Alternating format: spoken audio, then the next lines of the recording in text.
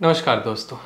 आज एक बहुत इम्पॉर्टेंट टॉपिक डिस्कस करेंगे। आप लोगों ने कुछ आई कैचिंग हेडलाइंस ज़रूर इनकाउंटर की होंगी कि रियल एस्टेट का सेल पिछले क्वार्टर के कंपैरिजन में 5% गिरा और रियल एस्टेट अब स्टैग्नेंट होने वाला है या बेयरिश मार्केट स्टार्ट हुआ है। इस तरीके के न्यूज़ के पीछे कुछ जो डेटा एनालिटिक्स फर्म्स होती हैं, उन फर्म्स का नाम मैं नहीं लेने वाला, बट इस तरीके की रिपोर्ट्स आपने ज़रूर पढ़ी होंगी कि क्वार्टर टू क्वार्टर सेल ऊपर गई है, नीचे गई है, नंबर ऑफ़ अनसोल्ड इन्वेंट्रीज़ इतनी ज़्यादा है, मतलब कितने क्वार्टर्स टू सेल इन्वेंट्री बची हुई है, जिसको हम इन्वेंट्री ओवरहैंग भी कहते हैं। क्या इन तरीके के डेटा एनालिसिस पर और आई कैचिंग हेडलाइन पर आपको रिलाई करना चाहिए? आज इस पर बात करेंगे। इनमें क्या शॉर्टकमिंग्स होती हैं, किन चीज़ों को वो कवर करते हैं, किन चीज़ों को वो कवर नहीं करते हैं, किस तरीके से आप ऐसी एनालिसिस से सीख सकते हैं, खुद की एक बेहतर एनालिसिस डेवलप कर सकते हैं अपनी डिसीज़न मेकिंग के लिए।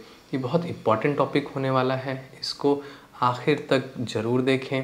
मैं रियल एस्टेट के ऐसे ही एजुकेटिव वीडियोस और प्रोजेक्ट्स के अनबायस्ड रिव्यूज़ लाता रहता हूं, तो अभी तक आपने मेरा यूट्यूब चैनल सब्सक्राइब नहीं किया है तो प्लीज़ इसे सब्सक्राइब कीजिए, एलीट मेंबरशिप एक्सप्लोर कीजिए और डिस्क्रिप्शन में आपको एक फॉर्म्स का लिंक मिलेगा। अगर आप मेरे से कोई क्वेरी कनेक्ट करना चाहते हैं, क्वेरी के लिए कनेक्ट करना चाहते हैं तो वो फॉर्म फिल कर सकते हैं। तो टॉपिक अपना स्टार्ट करते हैं। ये सारी रिपोर्ट को जारी करने वाली कई सारी फर्म्स होती हैं, कुछ जो इंडिपेंडेंट फर्म्स हैं जो सिर्फ यही काम करती हैं कि इंडिया के इवन कुछ बाहर के भी रियल एस्टेट को वो क्वार्टर टू क्वार्टर बेसिस पर ट्रैक करती हैं। उनके बेसिस पर सब्सक्रिप्शन, अपने जो क्लाइंट्स हैं उनको सब्सक्रिप्शन के बेसिस पर वो डेटा प्रोवाइड करती हैं जिससे कि वो आगे आने वाला टाइम प्रेडिक्ट कर सकें। कुछ ब्रोकरेज फर्म्स हैं वो भी, या चैनल पार्टनर भी जिनको हम कह सकते हैं, बड़े चैनल पार्टनर्स हैं, वो भी इस तरीके का डेटा रिलीज़ करती हैं। कुछ प्रॉपर्टी मैनेजमेंट फर्म्स भी हैं, वो भी इस तरीके का डेटा रिलीज़ करती हैं और एट लास्ट बीएस बिल्डर्स भी करते ही हैं। तो इस तरीके की रिपोर्ट्स रिलीज़ करने वाले लोग बहुत ज़्यादा हैं। बिफोर रीडिंग सच रिपोर्ट्स, पहले तो ये जानने की कोशिश कीजिए कि ये रिपोर्ट रिलीज़ किसने की है, और जो भी रिपोर्ट आप पढ़ रहे हैं क्या आप उसके फ्री यूज़र हैं या पेड सब्सक्राइबर हैं। यस, उनके भी क्लाइंट होते होंगे जिन्होंने ये रिपोर्ट रिलीज़ की है। उनका क्या मकसद है, क्या वो अपने क्लाइंट को एक इन्फॉर्म्ड डिसीज़न लेने के लिए एनालिसिस कर रहे हैं या सिर्फ आपको कुछ फ्री में कंटेंट बांटा जा रहा है। इस तरीके के फ्री के कंटेंट बेसिकली जो पब्लिक होती है उसके लिए मैं कहूँ तो एक ट्रैप ही होता है। तो इनमें मिसिंग क्या होता है, पहले तो एक इंटेंट इस फॉर्म में हम बात कर सकते हैं कि इंटेंट इनका क्या है क्या नहीं है, ये जानने की बहुत ज़रूरत आ जाती है। जैसे कि अगर बिल्डर ये लिख रहा है कि रियल एस्टेट की डिमांड आगे आने वाले टाइम में और भी ज़्यादा बढ़ने वाली है, तो आप इस पर डायरेक्टली बिलीव नहीं कर सकते। इस तरीके की ही चीज़ें हैं, राइट। तो क्या मिसिंग है, इस पर बात कर लेते हैं। इन रियल एस्टेट रिपोर्ट्स में रीसेल का मार्केट कभी भी कवर नहीं किया जाता। ये भले ही number of sold unsold inventories देख लें, ये जो डायरेक्ट इन्वेंट्रीज़ होती हैं जो बिल्डर के पास रेरा में रिपोर्टेड होती हैं या उनके बैलेंस शीट में रिपोर्ट होती हैं रियलाइज्ड या अनरियलाइज्ड एसेट्स के फॉर्म में, वो सिर्फ उनको ही ट्रैक करते हैं। और फैक्ट ऑफ द स्टोरी ये है कि more than half of real estate transactions are resale transactions, और ये बात वो खुद भी मानते हैं और बिल्डर्स भी, उनका एक टारगेट है एज एन कम्युनिटी बात करें कि जो रीसेल ट्रांजेक्शन्स है उसको मिनिमाइज़ किया जाए और डायरेक्ट ट्रांजेक्शन्स ज़्यादा की जाए। तो आप फर्स्ट स्टेप पर ये देख सकते हैं कि जो भी रियल एस्टेट की एनालिसिस आपको परोसी जा रही है वो सिर्फ 50% तक ही सही है। और इस तरीके के रिपोर्ट्स में आपके जो साइजेज़ हैं और प्राइस का रेंज है, ये सारी चीज़ें वहाँ पर मेंशन नहीं की जाती। तो हो सकता है कि बजट सेगमेंट की प्रॉपर्टीज़ बुल रन पर हों और जो लग्जरी सेगमेंट की प्रॉपर्टीज़ हैं वो बियरिश हों, जो कि हम आगे आने वाला ट्रेंड देख रहे हैं, कुछ ऐसा ही होने वाला है। 2 BHK के लॉन्चेस काफ़ी कम आए हैं पिछले कुछ सालों में और लग्जरी लॉन्चेस ही आए हुए हैं। तो मैंने इसको कैसे ट्रैक किया ये मैं आगे बताऊंगा।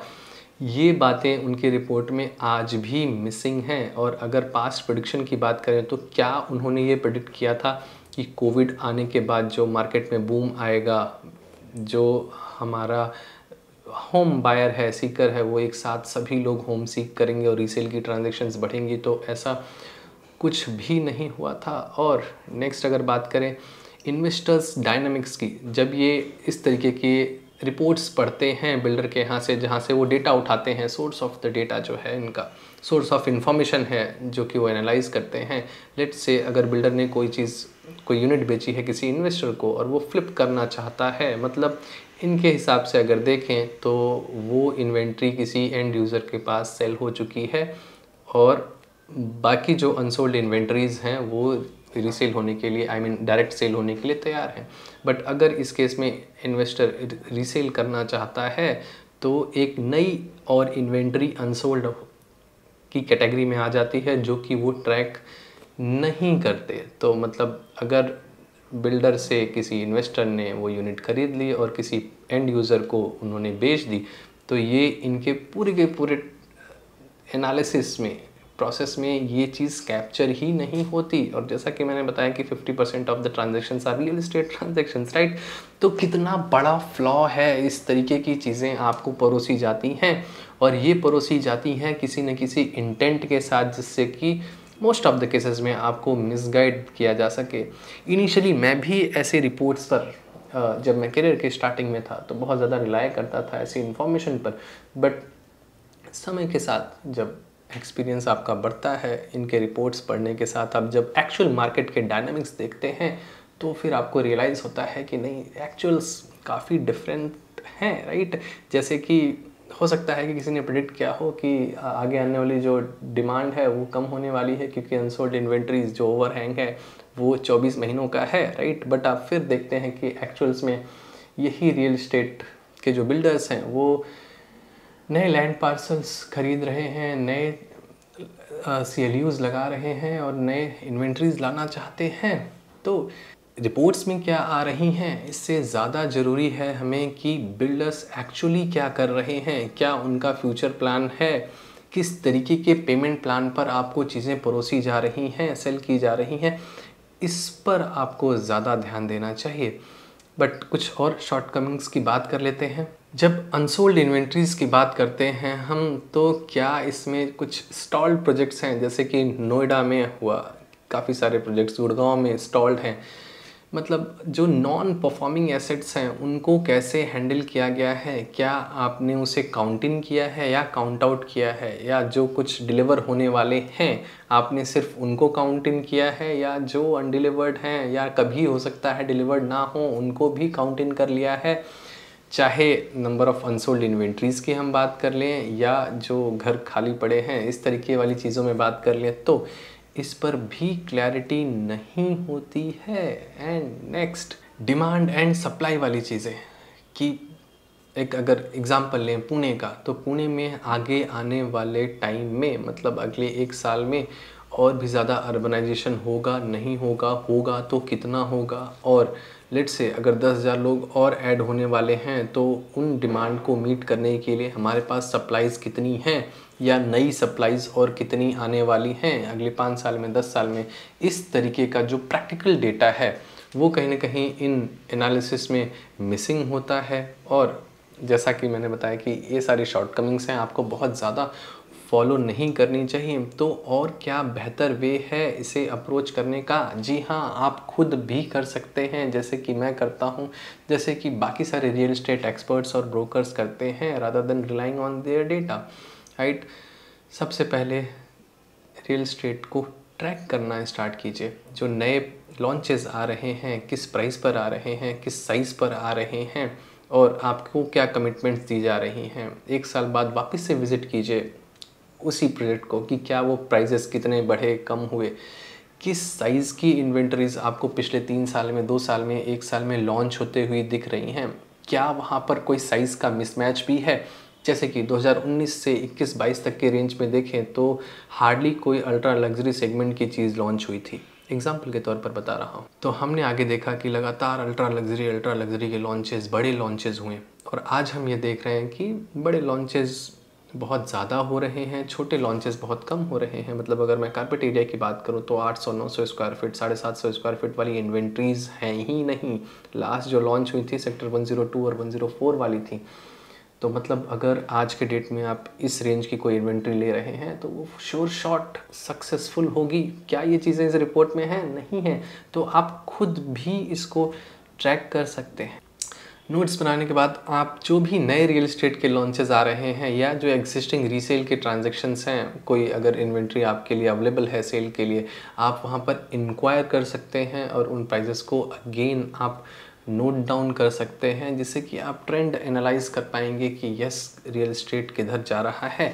नेक्स्ट अगर मैं बात करूं, सबसे बेहतरीन जो तरीका है वो खुद प्रेडिक्शन करने का है। जब आपके पास इस तरीके की इन्फॉर्मेशन आ चुकी है तो आप प्रिडिक्ट कर सकते हैं किसी भी रियल एस्टेट प्रोजेक्ट को लेकर के या लोकेलिटी को लेकर के या किसी एक सिटी को लेकर के कि वो आगे आने वाले टाइम में प्राइजेस स्टैग्नेंट रहेंगे, बुल पे जाएंगे, बियर पे जाएंगे। और आप खुद देख सकते हैं, किसी को बताने की ज़रूरत नहीं है। ये सारी चीज़ें आपके कॉन्फिडेंस में, रियल एस्टेट की जब आप खुद ट्रांजेक्शन करने जाएंगे तो आपके कॉन्फिडेंस में काफ़ी ज़्यादा सहायक होंगी और आप किसी को रिकमेंड भी कर पाएंगे और ख़ुद की रियल एस्टेट ट्रांजैक्शन में कॉन्फिडेंस, जैसा कि मैंने आपको बताया, वो तो है ही, राइट। तो rather than relying on these data जो कि आपको मिसलीड कर सकती हैं, जैसे कि इन्फ्लुएंसर्स आज कहते हैं कि आपको SIPs वगैरह करती रहनी चाहिए, ETFs करनी चाहिए, शेयर मार्केट में ज़्यादा इन्वेस्टेड होना चाहिए रादर देन रियल एस्टेट में, क्योंकि रियल एस्टेट की जो डिमांड है या रियल एस्टेट के जो प्राइजेस हैं वो SIPs को बीट नहीं कर पाएंगी। बट आप खुद उनके फिनेंसेस अगर देखते हैं तो वो खुद एक रियल एस्टेट ओन करते हैं, भले ही अपने पेरेंटल हाउस में रह रहे हों। आई एम श्योर कि उसके अलावा भी उनका एक घर होता होगा और आपको इसलिए मना किया जाता है क्योंकि अगर आप EMIs पे करने लगेंगे तो वहाँ पर आप SIPs नहीं कर पाएंगे, SIPs नहीं कर पाएंगे तो उनका बिजनेस जनरेट नहीं होगा। तो सब कहीं ना कहीं अपना फ़ायदा देख रहे हैं और आपके लिए क्या सही है ये आपको देखना है। कई बार डेटा, इंफॉर्मेशन, कैलकुलेशंस यस सही होती हैं, जैसे कि आप इनके ग्राफ्स देखेंगे, बट जब एक्चुअल्स में आप जाएंगे तो ऐसा लगता है कि चीज़ें बिल्कुल डिफरेंट हैं। जैसे कि आज आप एक कोई 2 BHK गुड़गांव में देखना चाहें, भले ही जो इनका क्वार्टर्स टू सेल है वो थोड़ा सा पिछले साल के कंपैरिजन में ज़्यादा हुआ है, ऑल्दो नोएडा का कम हुआ है। मतलब नोएडा में डिमांड ज़्यादा है, लोग ज़्यादा ट्रांजैक्शंस कर रहे हैं, बट सिचुएशन थोड़ी सी मुझे अलग लगती है। तो ठीक है, कभी और इस पर बात करते रहेंगे। बट मैं आशा करता हूँ कि इस वीडियो के माध्यम से रियल एस्टेट को आप ट्रैक कैसे कर सकते हैं, इन सारे ट्रैप्स से, मिसलीडिंग इन्फॉर्मेशन से आप अपने आप को कैसे बचा सकते हैं, इस पर पूरी क्लैरिटी दी हो। अगर आपको ये वीडियो पसंद आई हो तो इसे फ्रेंड्स, फैमिली, व्हाट्सएप ग्रुप्स में शेयर कीजिए, अपने को इन्वेस्टर्स के साथ शेयर कीजिए। और भी बेहतरीन वीडियोस हैं इस यूट्यूब चैनल पर, उन्हें भी एंजॉय कीजिए। Thank you for being till the end. See you in another video. Bye bye.